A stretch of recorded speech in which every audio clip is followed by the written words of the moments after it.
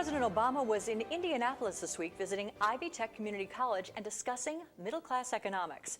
As part of the president's plan to help middle-class workers, he's requested $200 million be included in federal spending for a new initiative he's calling the American Technical Training Fund. The intent of the proposed program is to expand school-employer partnerships, something that is a priority at Ivy Tech. The school works to ensure Hoosiers are well equipped for and connected to good-paying jobs by partnering with established businesses. The president said the importance of adequately educating workers cannot be overstated if we want to keep good, high-paying jobs in America. The president wasn't the only one highlighting the importance of education in preparing a workforce for the nation's future. Governor Mike Pence went before the U.S. House Committee on Education and the Workforce this week to talk about the state's successes. The governor said Indiana has improved school choice, fostered education innovation, and offered all Indiana students enhanced career and technical education opportunities. The governor credits fiscal stability, the creation of a favorable business climate, and increased investment in career and vocational programs.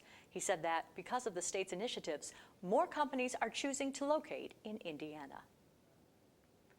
Indiana Attorney General Greg Zeller and Secretary of State Connie Lawson announced this week that Indiana, the U.S. Department of Justice, 18 other states, and the District of Columbia have reached a settlement agreement with Standard & Poor's Financial Services, LLC.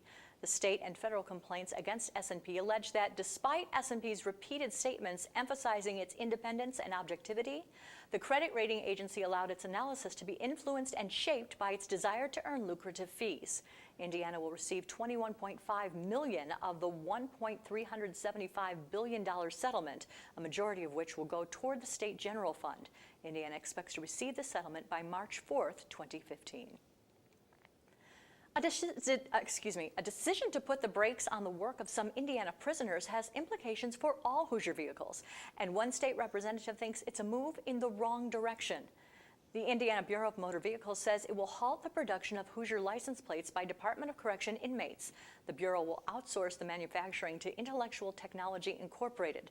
The Department of Corrections manufacturing program, known as Penn Products, is set to stop producing in May. It's a decision Representative Vernon Smith of Gary says stalls beneficial training for inmates. Well, I think the governor and the state is making a serious mistake by farming out the making of license plates.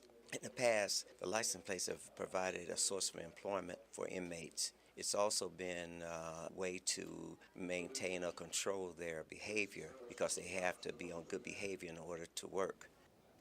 Supporters of the move cite the money that will be saved through the privatization of license plate production. A Northwest Indiana organization is planning some big things for the region in 2015, and it unveiled some of those plans this week. The South Shore Convention and Visitors Authority held its annual Partnership Summit this week for region hotel and business owners. CVA CEO Spiros Batastatos used this event to announce plans for the construction of a convention center to benefit all of Northwest Indiana. Batastatos says it will be built in Lake County, but says businesses should look to more than just one county for potential investments. How many of you do everything? Your lawyer, your doctor, your grocery store, your prescriptions, your butcher, everything in Hobart? Well, nobody lives that way. Nobody does that in Maryville or Crown Point or Gary or Hammond. We are members of the region. And, you know, I live in Cedar Lake, my office is in Hammond, my gym is in Sherrville, my optometrist is in Whiting, my butcher's in DeMont. We live in the community. So why wouldn't we think that way when it comes to making major investment that's going to benefit the economy? We shouldn't be looking at city or town lines. While CVA officials say there's no official timeline for the start of the project, they do say their region partners are enthusiastically supportive of the plan. Another community group wants to pay tribute to those who are making a difference in Northwest Indiana by embracing differences. IU Northwest and the Urban League of Northwest Indiana are celebrating inclusion in the workplace with their annual Diversity Awards luncheon on March 19th. The groups are seeking nominations of any organizations that have made diversity an asset to their success. Qualifying organizations must be from Lake, LaPorte, or Porter counties. If you would like to submit your pick by the February 20th deadline, you can log on to www.urbanleagueofnwi.org. Hillary Powell will have more on efforts to salute Northwest Indiana diversity, plus Steve Walsh and Eye on the Arts coming up on Lakeshore Report. Lakeshore Report wants to hear from you. Send your thoughts, concerns, questions, and story ideas to tvfeedback@lakeshorepublicmedia.org. You can also reach us on Facebook and Twitter at Lakeshore Report. Make sure to tweet us using the hashtag NWIPride and you may see your comments on air. Lakeshore Report, providing you region-focused content. Since 1976, every U.S. president has designated February as Black History Month. It's a way to celebrate contributions of African Americans to American history. All this month, Lakeshore will highlight how regional organizations are honoring this national holiday in a segment called Lakeshore Salutes Black History Month. This week, we see how Indiana University Northwest is bringing the beat to celebrate one of the first programs to offer African American studies. Good evening, ladies and gentlemen, and welcome to the West Indian Dance Theatre Company. The African American Dance Company also uses various forms and styles.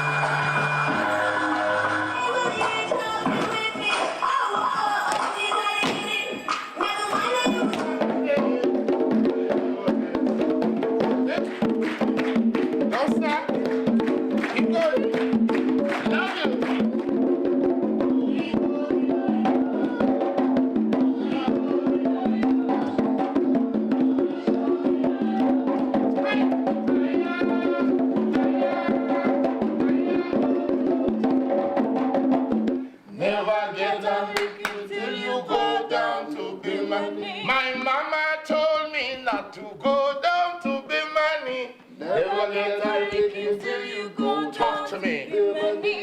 And it's okay about the struggles, it's okay about the challenges, because that's what builds our character. You know, you would be nothing if you just had everything all nice and everything's wonderful. No, it has to be a struggle, so it's okay, because we're getting there. Look at the audience, look at the people on the stage. You know, so just keep doing what you're doing. And kids, we trust you, we believe in you, so show us. Keep the legacy going, and don't never let anybody tell you what you can't do, because when they say you can't do it, you can do it. My mama told me not to go down to Bimani. Now straight to San Fernando.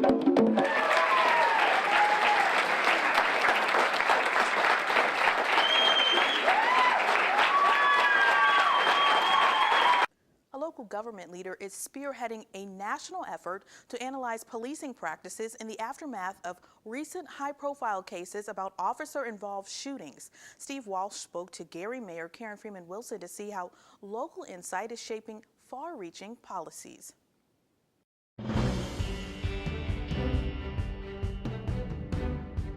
So the National Conference of Mayors is looking at ways they might react to the high-profile string of police-involved deaths.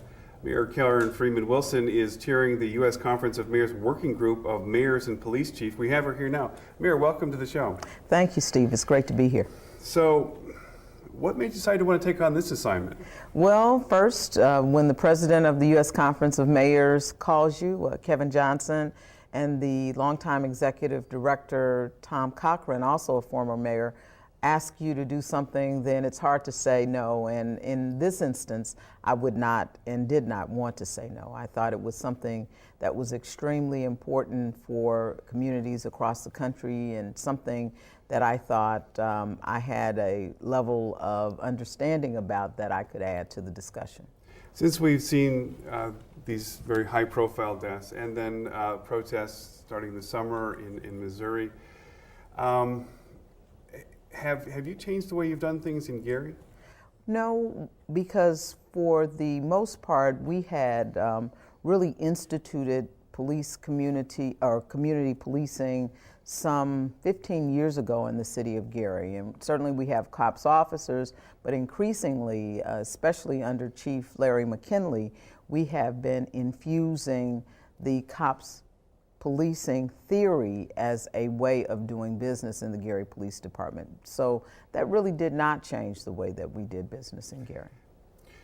It seems like it's incredible balancing act. Looking at a poll from Reuters showing that really across the board, including the African Americans, that a majority of people think the police are doing their job. That is absolutely the case. In fact, we did a Zogby poll that found the same thing. Now, there's a differentiation in terms of, in the case of our poll, we found that 60% of white Americans believed that, in fact, the police were doing their job and they had confidence. In terms of Latinos, it was a little less. In terms of African Americans, it was even much more or less, but it was still more than 50%. Still a majority. But then on the other side of this, then you look at the African American community, the Hispanic community, and ask them whether they think that minorities are a target of the police, and the numbers shoot up there. Absolutely. So there's also a tremendous amount of distrust, even while people are thinking that police are doing their basic job of police work, going out there and getting bad guys. So how do you navigate that?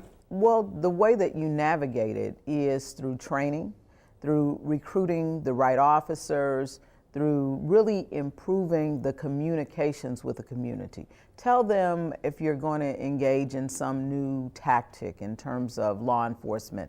Tell them that they have an open line of communication with officers, and tell them how that might happen. Our hotline, the crime tip lines are important. All of those things are important, and it's extremely important to say to the community that you acknowledge that some of them have trust issues, or some of the community members have trust issues with the police, and you talk to them specifically about what their concerns are and how you might in fact improve the trust. I just wanted to ask, I mean, what have you learned? Being chairman of this committee. You know, you always learn as you lead, and I think that's extremely important. So I've learned that chiefs, police chiefs, because this was a committee of mayors and police chiefs, are just as concerned about this issue as we are. I've also learned that there's not this big divide as some would believe, because you have the situation in New York with the officers turning their back on Mayor de Blasio, and you have some dissension in other departments across the country. Mayors and police chiefs are essentially on one page about this, and I learned that, as with many things in life, that communication is the key to trusting or building trusting relationships. Well, for right now, that's where we're going to leave it. Mayor Karen Freeman Wilson, thank you so much for being on. Thank you for having me. After undergoing surgery and being discharged from the hospital, the last thing a patient wants is to be readmitted for complications. Hospitals also face financial penalties if readmission rates, including those for surgical complications, are too high. A new study looked at the most common reasons patients return to the hospital after undergoing surgery. Catherine Dolph explains in this week's JAMA report. One of the first questions patients ask after undergoing surgery is, when can they go home? They rarely think about the possibility that a complication could bring them back to the hospital. Patients simply don't want to be readmitted to the hospital, and they'd certainly rather sleep in their own bed rather than a hospital bed. And hospitals can face financial penalties if readmission rates are too high. Dr. Carl Billamoria from the Feinberg School of Medicine at Northwestern University and co-authors examined the reasons why patients return to the hospital after undergoing surgery. Researchers looked at 1 year's worth of data from the American College of Surgeons National Surgical Quality Improvement Program. They focused on 6 representative operations, including bariatric procedures, total hip or knee replacements, and hysterectomy. In the time frame that we studied, roughly 30 days after the surgery, we found that about 5.7% of patients were readmitted to the hospital. Readmission rates ranged from about 4% for a hysterectomy to about 15% for vascular bypass surgery of the legs. The number one reason overall was wound infections. The study appears in JAMA, Journal of the American Medical Association. The second most common reason was also fairly similar across all of the operations, and that really was prolonged return of bowel function, or their inability to eat right after the surgery. Dr. Billamoria says these are all expected complications of surgery, but develop after, not before patients leave the hospital. There wasn't a real peak in when patients came back to the hospital, And that really suggests that we can't really have a follow-up visit at day 7, for example, and just say, if we see them at day 7, that'll prevent any of the readmissions, because some of those problems don't become evident until day 8. And that will really help hospitals understand where to focus their efforts if they are to reduce readmissions. It also gives policymakers some information about how to craft readmission reduction programs going forward, particularly for surgery, because the reasons for why patients are coming back to the hospital really relates to expected complications. Catherine Dolph, The JAMA Report. There was also no specific time frame for when patients return to the hospital after surgery. Readmissions, whether before or after 7 days, were still associated with wound infection or problems with bowel function and nutrition. Comic enthusiasts are gearing up for a major event in Northwest Indiana. John Kane has more in this week's Eye on the Arts.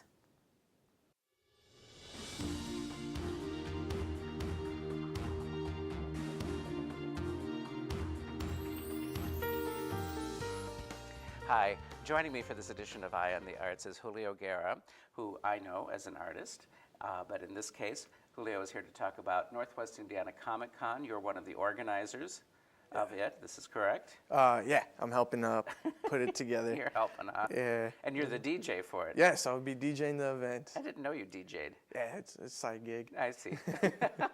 So I'm ashamed to tell you that I didn't know that there was a Northwest Indiana Comic Con previously, but there was one last year too. Yes, sir. And now this is the second one. Yes, that is correct. Where does it happen? This year it will be held at Halls of St. George in Cherville. Okay. Due to the demand. Last year it was held at the Villa behind Home Depot in Cherville. Oh, sure, Chesapeake. And yes, and there was a amount that the showrunner, Brian Grabinski, was expecting, and it turned out to be 2,100 people who showed up at the door on that evening, or that afternoon, I should say. And these are some crazy people. Well, they're dedicated, not dedicated, crazy. Dedicated, okay, got yeah. it. That's the right word. Yes. And what do they do? What happens at a Comic-Con? This year, we're going to hold the annual cosplay contest. What's a cosplay contest? Cosplay contest is basically people who actually make their own costumes based off of superheroes. There's superheroes, okay. And video game characters or TV show characters and whatnot. We're going to have a parade for the young ones, an adult cosplay contest, and a teenage contest as well. Okay. We will also have a HeroClix gaming tournament going on. There's a magic show.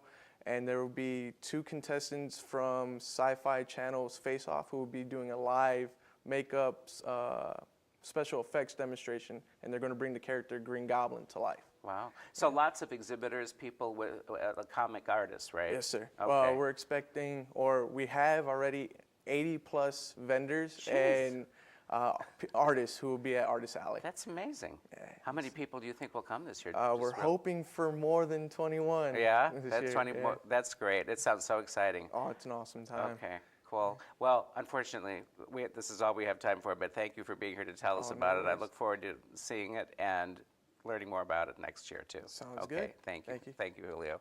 And thanks for watching. We'll be back again next week with another edition of Eye on the Arts. Eye on the Arts is made possible in part by South Shore Arts, the Indiana Arts Commission, and the National Endowment for the Arts, a federal agency. It might not take a village to get a Northwest Indiana Comic-Con off the ground, but it does take the efforts of a diverse group of people. We got to see a different perspective of this highly anticipated event on this week's Jump in a Lake.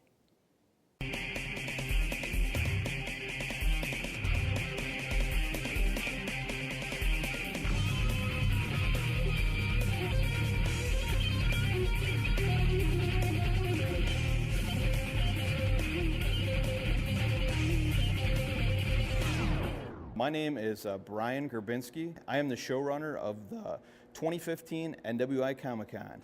We are inside Chemshaw 13, Donuts and Comics.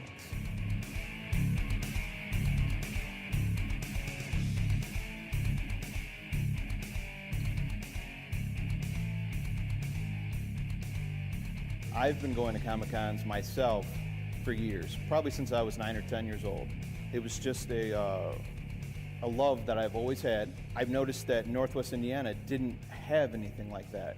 You know, you could go to Chicago, you could go to Indianapolis, but you just didn't have anything within the region. So I decided, why not have a con here? Why not have a family-friendly, affordable comic book convention in Northwest Indiana? The first year was pretty amazing. We were estimating, you know, maybe 900, 1,000 attendees. Our total numbers that we can count was over 2,100. And that's pretty good for a first year show. And that also showed me that there is a need for something like this within Northwest Indiana. Changes for this year, we did grow a little bit. We don't want to go too big too fast. We added about 50 more tables. We added some more entertainment. So let's say there's people there that aren't really into comics, but they brought their kids. So we have a magic show. We have live speaking panels. We have a kids costume parade. We have a cosplay contest. We have a live band. I mean, just something for everyone. It's $8 for adults, $2 for kids. Food concessions, snack vendors, artist alley, dealers, VIP guests. I mean, the list just goes on and on. It's, for that price, it's a pretty amazing show. What sets us apart is really the affordability. This is like a throwback Comic-Con to the ones that I used to attend in my youth, where it didn't cost you, you know, $30 to get in the door, and each autograph was an additional $30. And celebrities are great.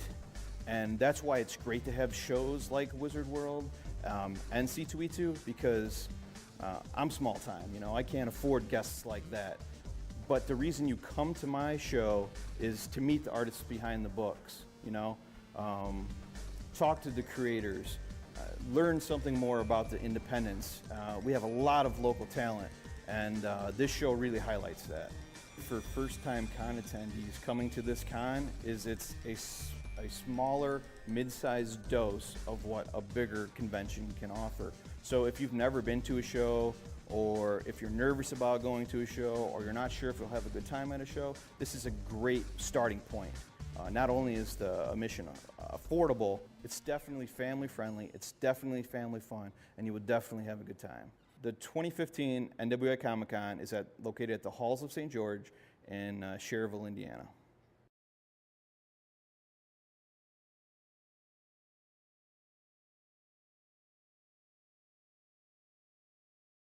To find out more about the Northwest Indiana Comic-Con or to see any of our stories, you can go to our website at lakeshorepublicmedia.org. You can also find us out on social media. We're all over the place. We are, but while you're there, we've also been asking you to share your neighborhood pride with the hashtag NWI Pride. And this week online, I spotted a snowy creature that was a region original, surely. Griffith business New Oberpfalz Brewing tweeted out this snap of a stegosaurus built during this week's blizzard with the caption, NWI, neighbors make the best snow creatures.